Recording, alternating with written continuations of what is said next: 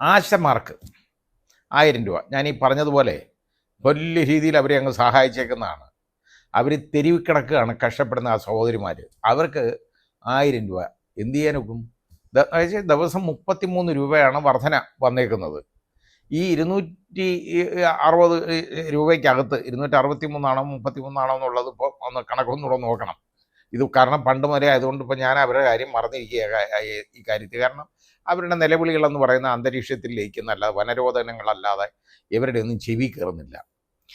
അങ്ങനെ ഏതായാലും ശരി, അവർക്ക് ഈ 33 രൂപയുടെ വർധനയ്ക്ക് വേണ്ടിയാണോ ഇത്രയും നാൾ ഒരു വർഷമായിട്ട് ഇവർ റോഡിൽ തെരുവ് കിടക്കുന്നത്? അവർ പറയുന്ന കാര്യത്തിൽ വളരെ ഈ പ്രധാനപ്പെട്ട കാര്യമല്ലേ അവർ പറയുന്നത്. ബാക്കിയുള്ള മേഖലകളിലൊക്കെ ഇവർ വർദ്ധിപ്പിക്കുന്നത് വെച്ച് നോക്കുമ്പോൾ ഇത് യഥാർത്ഥത്തിൽ വളരെ കുറവല്ലേ?